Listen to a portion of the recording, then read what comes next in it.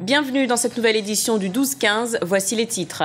Rapatriement de réfugiés angolais en République démocratique du Congo. Les deux pays ont signé un accord en ce sens suite aux réunions tenues du 28 au 30 juillet dernier à Luanda. L'épidémie Ebola continue de se propager en Afrique de l'Ouest. Depuis le début de cette année 2014, pas moins de 729 personnes contaminées sont décédées. C'est donc Hervé Renard qui a été choisi par la Fédération ivoirienne de football. L'expérience et le palmarès du nouveau sélectionneur a fait la différence. Avant de développer ces titres, lancement de l'opération Barkhane ce vendredi au Mali. Cette force antiterroriste de 3000 hommes dispose d'un contingent de 1000 hommes à Gao et 1200 au Tchad. Elle prend ainsi le relais de l'opération Serval.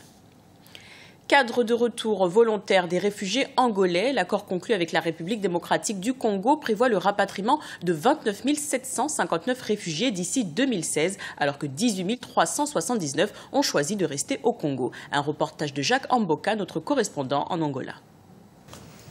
Un accord vient d'être trouvé entre le HCR, la RDC et l'Angola sur les rapatriements des réfugiés angolais sur le sol congolais. Après 3 jours de dialogue et de concertation, très tard dans la soirée de mercredi 30 juillet, des accords entre les parties ont débouché sur un cadre de retour volontaire des réfugiés angolais.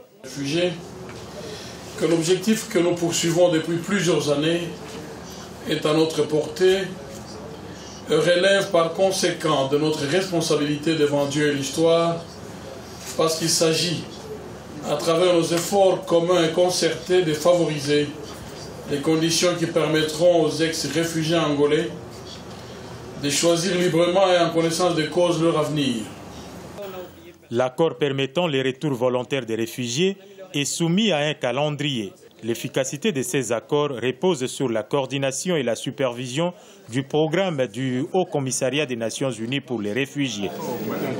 Au nom du Haut Commissaire, je me réjouis des engagements pris par chacun des partis par rapport à l'opération de rapatriement et d'intégration locale à venir. Le HCR prend l'engagement d'appuyer les services consulaires angolais en République démocratique du Congo dans le processus d'émission des sauf-conduits. Ils sont au total 47 857 réfugiés angolais sur le territoire congolais, spécialement dans les provinces de Bandundu, Bas-Congo, Katanga et Kinshasa, parmi lesquels 29 759 ont manifesté le désir de regagner leur pays, alors que 18 379 ont choisi la RDC comme deuxième patrie.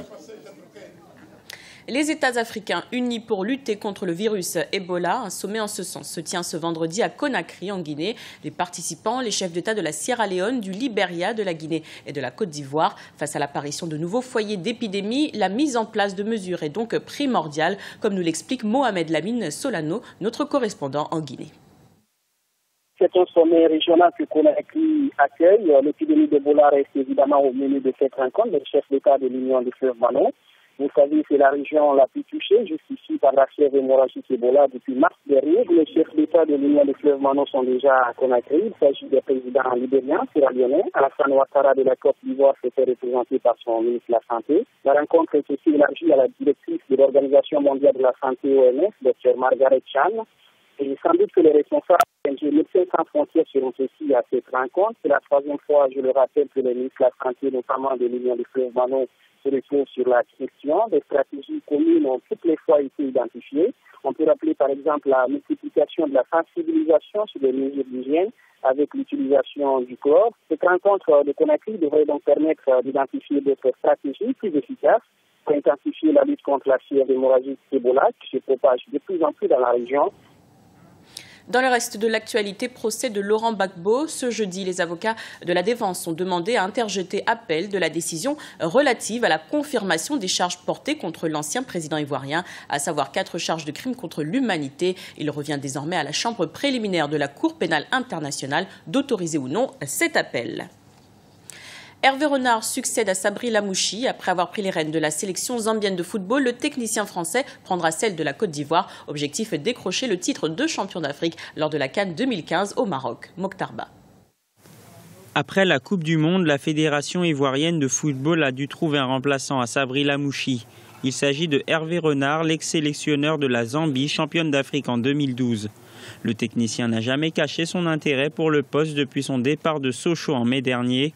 En concurrence avec Frédéric Antonetti, il aura pour but de redresser une sélection ivoirienne qui sort d'un échec en Coupe du Monde.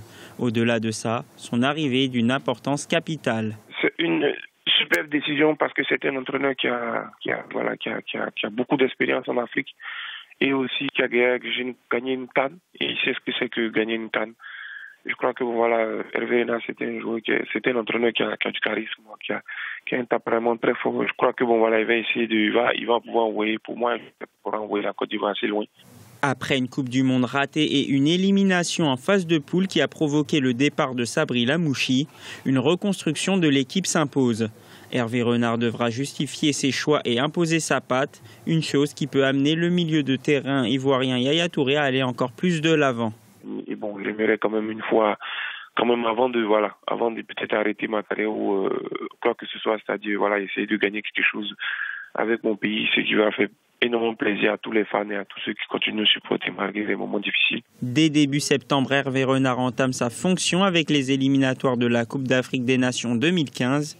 Premier objectif, qualifier l'équipe dans un groupe qui comprend le Cameroun et la République démocratique du Congo. Mais la véritable mission assignée à l'ancien entraîneur de Sochaux est de remporter la CAN 2015 au Maroc. Nous vous remercions pour votre fidélité. Dans un instant, une nouvelle édition de l'information sur Africa 24.